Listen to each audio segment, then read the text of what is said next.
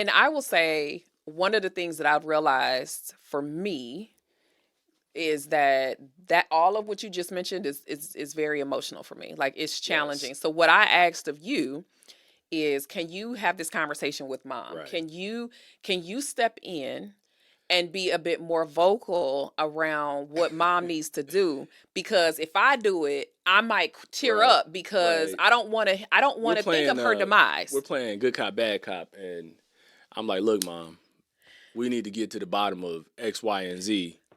And she's always receptive, but I think I approach her with that. This is not a up for discussion type of thing. Well, and I think she receives that from you. I Yeah. think I think the other thing is people have to know what works in their family and what doesn't. And my mother respects you, Yeah. and she sees you as her son, not son-in-law, and she knows you mean business. Welcome. This is For Better and Worth. The podcast where we don't believe you have to sacrifice your relationship while you grow and build your net worth. We are your hosts. I'm Chris. And I'm Ericka Young, and we're so glad you're joining us today.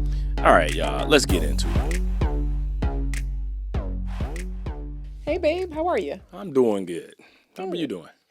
I'm doing good. Doing pretty good. I think it's good to be in a position where we're doing well.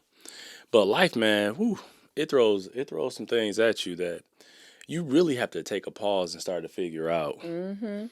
We are in the sandwich moment. People say the sandwich generation, and maybe it is actually the group of individuals in a certain age that are both taking care of their parents as well as their children.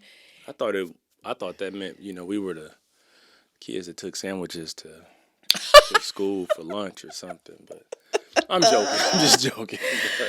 So I'm like, I don't like the term sandwich generation. I feel like it's just, we're in a sandwich moment. Like, Right. It sounds like you're just stuck in the middle. we are in the middle of, Yeah, that's definitely true. yeah, we're in the middle. Our kids, though they are out of our house for most of the year, our youngest is not quite fully launched. She don't have a job yet. She's not done with college, but she doesn't live with us for most of the year. Yeah. And we're still providing care, Yes. aid, and assistance because she is still our full responsibility And- until she's out of college and gainfully employed in Jesus' name. That's right. Can't wait. And we're also in a season where my parents are aging. Yes. And caring for them in a new way, or being advocates, or just ensuring that Just helping them need. understand, like, at this phase in life, how things should go. And it's interesting because the roles reverse and shift. Yeah. Yeah. I feel like right now there's so much pressure on both ends. Like, you want your kids to win, you want to launch them off, you want them to be taking care of themselves.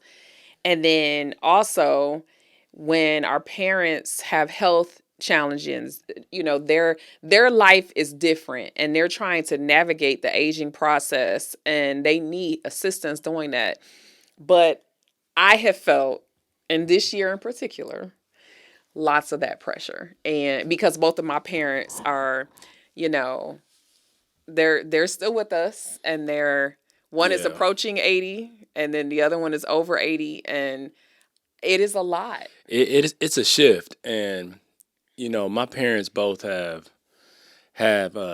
deceased and gone on to be with the Lord, and I couldn't imagine if we had two sets of parents that Whoa. were in transition from being grandparents to requiring additional care and focus and attention from us. That's a lot, actually. Yeah. Because just think about it. My mother is not married. My father is married. So I have 3 parental units. Yeah, 3 parentals that you kind of engage with. And I never thought about the fact that we went through some of this aging, We've challenge already with your gone mom. we already went through it with my mother as she had medical issues that we had to address. And that was for a few years. So it's almost like we went through 1.0 and now we're going through 2.0. Because my parents didn't have major issues while your mother had issues. And so it was almost better because we could focus in on one one set of But parents. of course, we'd rather have her with us right Yeah, now. absolutely, absolutely. Yeah. But she's left a lasting impact on my life and your life and our kids' lives. And though she is missed, I think we navigated that time We did right by well. mom. We Yeah, did we, right we by mom. navigated well. And I think it just leads us into what we're talking about, because I didn't realize when we decided to approach this topic that we've actually already done it once, and now we're going through it in a slightly different way with your parents. So being part of the sandwich it's we have shifted from being the children to being almost like the adults in both situations. Yeah, absolutely. This year in particular, so for context, my mother wanted to move and wanted to be close to me or my sister, and we're not in the same state. The three of us were in different states. And Yes. so we helped mom a couple weeks ago get out of her place so that she can move and live with my sister. Right. Make And that transition. And that was, whew, and what a feat. it was a whole lot of work, and I thought it was going to be a little bit more emotional, but I think we just were at the task at hand. You know I what I think it's mean? hard. I think it's hard to be emotional when you have a lot of work to accomplish, because it's like, We okay, plugged in. We just plugged in. We didn't yeah, give space for a bunch of emotions. it's That's like, the honest man, we truth. got you got to get things done. Yeah, So we ain't have let's get it time. done. We ain't had time for no tears. Look. Right. You can reflect after this is over. But I will say I have shed many tears. So maybe I was good because I had worked through my own emotions. So Hmm. for a little background, when I went to college and subsequently, knew we were going to get married and I wanted to make some money, and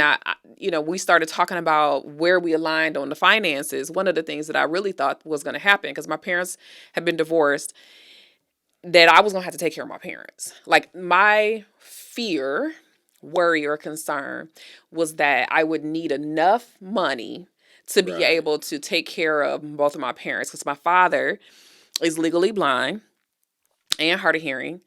And I wasn't certain what it would look like for him to age. And this was prior to him getting married. So he's been with his wife for, I think, almost 20 years. But my mother also has been single. And so I was just wondering if Yeah. I would have to step in and do more of the caregiving in their elder years. And what's interesting is this year is when I realized money doesn't fix everything. That's an interesting statement, because so many people think that if you have money, it fixes everything. I mean, it can solve problems for sure, It can make things but easier. it doesn't eliminate the things you have to address, because you still got to figure things out. You got to think about what's the best place, or what's the best space, or what type of care they require. I mean, it doesn't take away like the decision making. You can just make different choices when you have the money versus when you don't.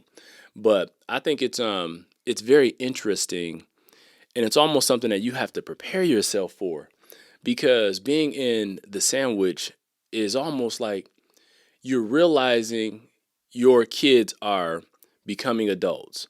So there's a bit of a loss right there, because they were kids, they were totally dependent upon you, and now they are transitioning into functioning adults caring for themselves. And kids are fun. Yeah. They're a lot of fun to have in the house, even though they're more work and more costly. They're fun. They're just fun to be Right. around. But that's one transition.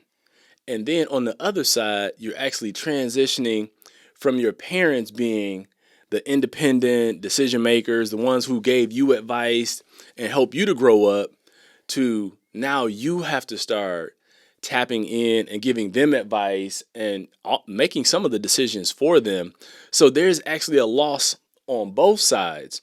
And And I never thought about it yeah. like that. Like, man, I'm the functioning adult in these situations, and I've got to give guidance and advice on both ends. And our parents are dealing with their aging process themselves. Like, it's hard Yes, to, they're coming to that revelation. yeah, it's hard. For instance, as you age, there's going to be a point where you may not need to drive, right? Mhm. There's a point where somebody might have to go to the doctor's appointments with you so that you understand fully what's happening. or you might need to downsize where you're living so that your responsibilities might be less, or there's just a lot of things that you need Yes. to understand, be in communication about, and also, frankly, know how to access your parents' account and what does estate planning look like for them and life I think insurance. I think you're getting into some of the roadblocks that we want you guys and the pitfalls we want you to miss. Yeah. And so I think there are certain steps that people have to take. What are they? Like, one, you have to sit down and have a conversation with your parents about, like you said, accessing their finances, or knowing about their health care or insurance. You've got to gather all of that information now, because the worst time to try and figure that out is when they have made the transition and they have gone on, and then you're trying to figure it all out on the backside. That's so frustrating. And I will say, one of the things that I've realized for me is that all of what you just mentioned is very emotional for me. Like, it's challenging. Yes. So what I asked of you is, can you have this conversation with mom? Right. Can you step in and be a bit more vocal around what mom needs to do? Because if I do it, I might tear Right. up, because Right. I don't want to think of her demise. We're playing good cop, bad cop, and I'm like, look, mom, we need to get to the bottom of X, Y, and Z. And she's always receptive, but I think I approach her with that. This is not a up for discussion type of thing. Well, and I think she receives that from you. Yeah. I think the other thing is, people have to know what works in their family and what doesn't. And my mother respects you. Yeah. And she sees you as her son, not son-in-law. And she knows you mean business. She knows you mean business. And Stand so on business. you for real, okay? 10 toes. And so she understands that you're not playing any games. And it's not like in a negative. It's Not at all. It's in an affirmative. Like, hey, we need to make sure that you're cared for. And Yeah. all the ducks are in a row. Yeah. All the T's, are crossed and I's are dotted. But you also have to be firm. Like, Yeah. you were like, okay, now mom, I remember a couple weeks ago, you were like, now mom, this is what you need to do. And this is what's going to happen. And I'm going to need you to do this, that, and the other. And she was like, okay, all right. Yeah. But I think that's the weird part about it sometimes, is having that authoritative kind of voice with your parents. But they need that, because if you don't do that, I mean, if you're the one in the middle of the sandwich, you're the one that's going to be consumed with it, trying to figure it out on the backside. And that's why I really hope that people can sit down and just begin to have a conversation, because I thought it was interesting how we were at a family gathering recently, and I had an uncle who said, I think he has 2 homes, and he was like, I'm just going to sell my homes and go live with, my cousin. I was like, wow, really? Did you all talk about that? Because literally, if my parents just up and said one day, I'm going to stay with you for 6 months, I'd be like, well, hold on. hold on. I love you, We but need to talk about this. I'm not sure I want anybody staying with me Yeah. for my kids included. I'm in that moment But where it was funny, because he said, you know what? Well, he lived with me. Like, I was like, yeah, he was your child. So I thought that was hilarious. But I think that's one of the first things that people need to do, is sit down and say, hey, we need to talk and have a real conversation about, what's going on with you, how you want to live, where you want to live, from a child to a parent that is aging. yeah, I think that That can set the stage. it can. And let's be clear. For me, in this moment, this is one of the bigger things that we've had to deal with this year. And I thought that, in my naivety 20 years ago, 25 years ago, I thought that if I had enough money that I could take care of them. But money doesn't fix the emotional part of this process. And so what I've learned is to lean on you when necessary. And what I've also learned is that you have to deal with your emotions around it. You have to figure out what it is that you want, why you Right. want it, and also how can you honor and respect your parents while also taking care of yourself. I think you got to figure out what they want too. Like, it's a give and take, because Woo. if you don't sit down and have the conversation, and gain clarity around how they see themselves. Like if they don't want to have responsibility for a home or whatever their living accommodations are, if they don't want to be responsible for that and they want to live like in a place where they're cared for, or if they want to live in your home with you, you got to understand that. Because if you have money and they want to go to, a facility type of place, then you have to be able to pay for that, or they have to be able to pay for that. You have to understand that.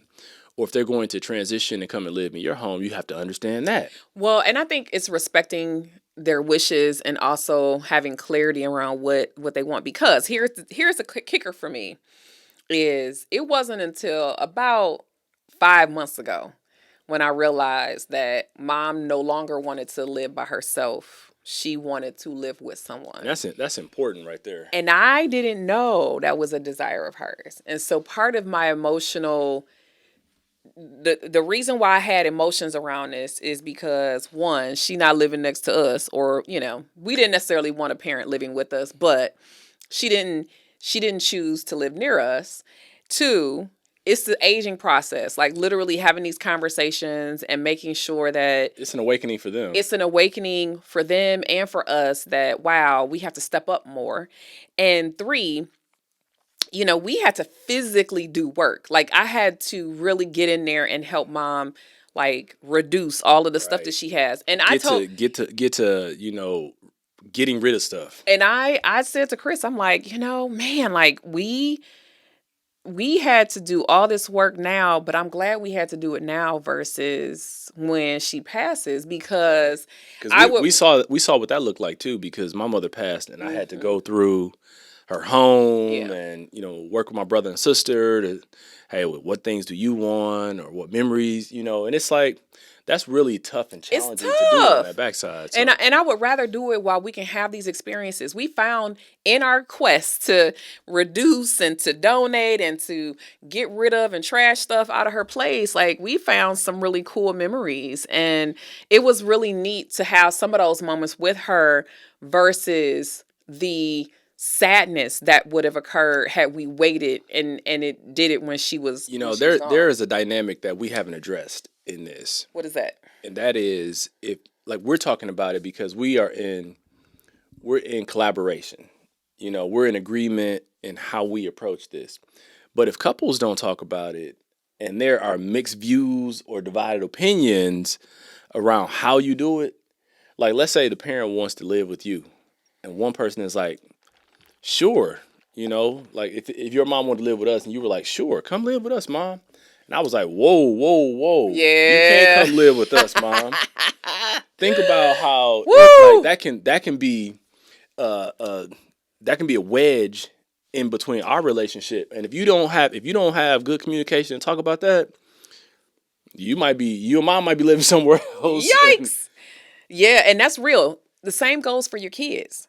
You could have differing views around, and I've had this happen in the work that I do with coaching is one spouse is like, yeah, we're paying for college by any means necessary. They're going to school. And the other one's like, hold on a second. College is expensive. Yeah. I'm not paying for that. And so these are conversations that you need to have behind closed doors so that no matter who you're talking to, you are a united front. It is so cliche. Like people talk about, communication is the basis of. That's what you say. I know. That's what you say. But hey, it's real. Don't talk about something and then just try and act. Mm-hmm. See how that works out. Yeah. And I agree. I think though a lot of folks find it difficult to talk about this stuff. And I think honestly, we likely did not have as many discussions around parental caregiving and such prior to your mom getting ill. I think it kind of snuck up on us. It snuck up on us. Her illness was quick, and we weren't expecting what occurred to happen the way that it did. Right. And so I think that we had to get in gear. And you're taskmaster. Like I'm definitely a project manager. You are a project manager. When it's time to get into gear, you make it happen, and nothing fell through the cracks.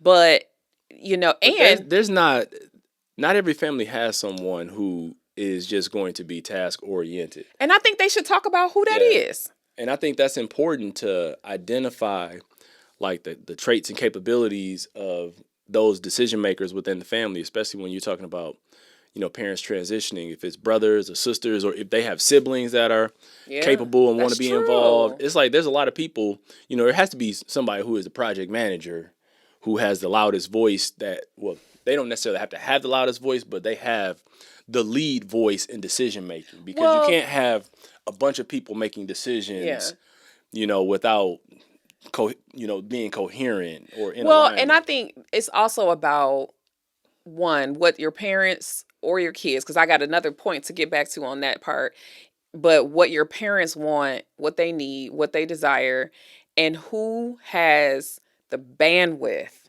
Yeah. to make these decisions. You have wisdom and you make room for it. And you've, with my parents, have taken a back seat, and you've said to me, when you need me help, let me know when you want me to tap in, and I've used that card for you to tap in, because sometimes I need that. And so, but when our kids, what I will say about our kids is that we can't offload that to anybody else. Yeah. While we might have an extended family who can help us with our parents potentially, we do not have that same, you create your village, but they're not going, no one else is making decisions about our kids or helping them in any And I way think that, that's not the same. I think we're in a better position going forward, because I would be open and communicative with our kids when we reach a point where we're going to transition. I'll say, hey, this is what I would like, and I want you to understand and be, you know, clear on how I would like to transition or how I would like to My move. elder years to be. I think that Right. I think I'm still trying to figure that out, because the truth is, I told the kids, look, you take care of you, because I'm gonna be able to take care of me. what does that look like though? What do Well, you you said want? money can't solve problems, but I'm gonna make sure I have enough money to do whatever it is I need But or do want you to do. think that you would want to live with your kid when you're 75 years old, or Nope. would you want to be in I an wanna, I assisted wanna, living? I wanna live on my own. Be out here in these streets. We're So gonna be in the streets. what 75. you are a mess. So our aunt, my grandmother's sister, is going to She's always turn. out in the streets. She's about to turn 102 years old, and That is amazing. she lived by herself without her children until 4 years ago when she was 98. She was 98, still living on her own. Her and her husband had, they lived together until his passing, and He then was what, 91? he was 95 or something like that. And then he was a couple of years older than her. So, but they lived in an assisted living facility for a while. And it was a lovely place. It was kind of like its own, Its own village. community. Yeah, like, It was that lovely. place was great, and fortunately, they could afford to be in a place like that. And they were because it was there. great. They were there less than 10 years. I think she was there less than 10 years, but they sold their house and moved there. And then at COVID time is when they pulled her out and brought her home. And so now she spends 6 months with one daughter and 6 months with another daughter. And I don't think I know what I want to do up until the age of 98. Like Yeah, like I haven't thought that far she ahead. she knew, her and her husband knew that they wanted to go into a facility for a while. They didn't want to quote unquote burden their kids, which I don't like necessarily that terminology, but they still wanted some independent living. And I have a feeling that's kind of how we are, but I do think that it requires a conversation around expectations, and for us to think about it, but also for us to have those Yeah. conversations with our parents. And I didn't realize that both of my parents sort of have the expectation of To live with someone, to I would live think. with Yeah. someone. Yes. And though 20 years ago I was like, I want to be able to help them, I don't think I was actually thinking Come live with me. that part. Be true. Tell the truth.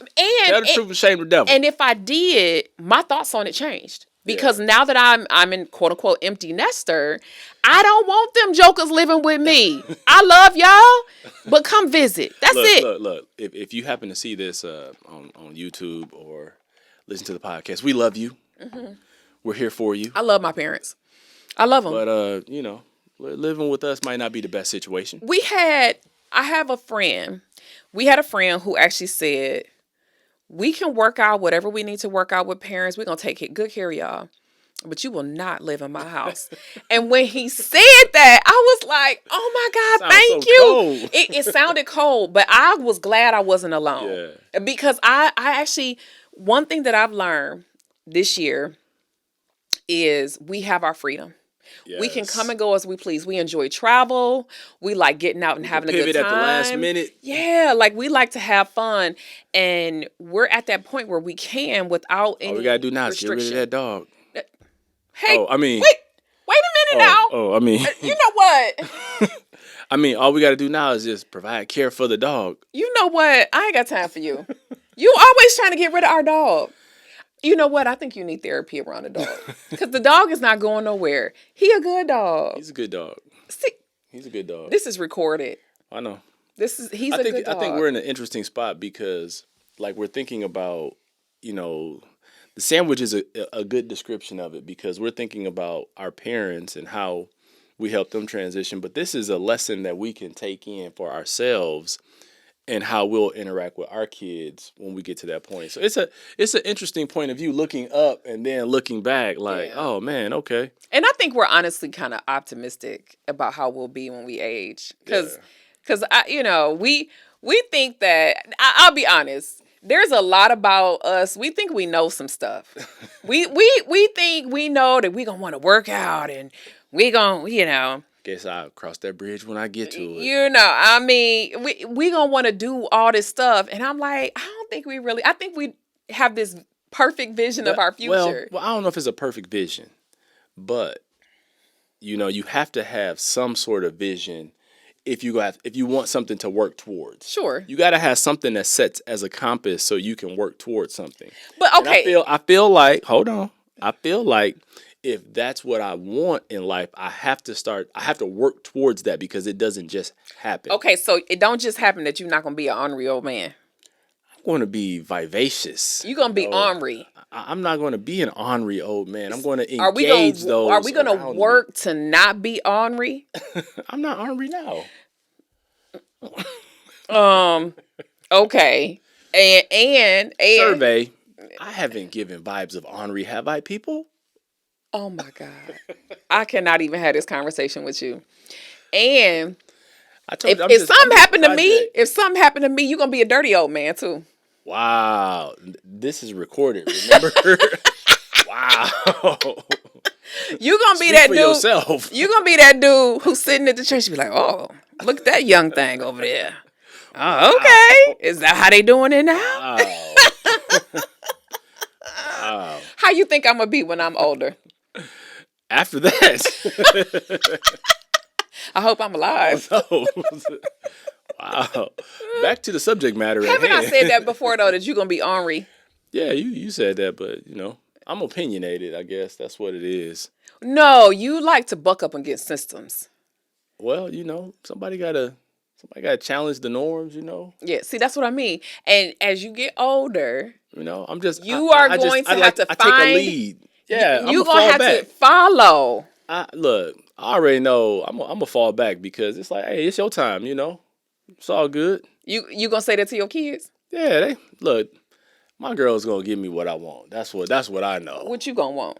I don't know yet, but they're going to be like, okay, Dad, here. Now Olivia, I don't know. Olivia might be a little stern. I'm going to have to work with her. I think she's going to be stern. I think she's going to be like, no, sit down over there, Dad. Don't start with me. Be like, hold on now. Who you talking to? She's going to be like, all right, Olivia. That's what you're going to be like. That would be funny. That'd be funny when that day comes. So we'll cross that bridge when we get to it. But I think this is really important for couples to just, if they can be lighthearted about these conversations, because I feel like these are the conversations that we avoid. Look, this is people may think they know what they want to hear. This is what you need to hear. Yeah. Okay, because people aren't thinking about it. People don't like to plan for the future because, like, they're like, oh man, that means that life changes as you see it, or your parent changes from the way they were, or they think about death. Oh, it's scary. Ooh. Yeah. It's like, no, if you got to plan, you got to be an adult about it and step in and make decisions. Yeah. And it's better to plan when the stress is low, when you don't have someone who is, losing their memory or experiencing dementia or any of that, then you got to try and figure it out and try and get, all the necessary paperwork in place. Do all that now.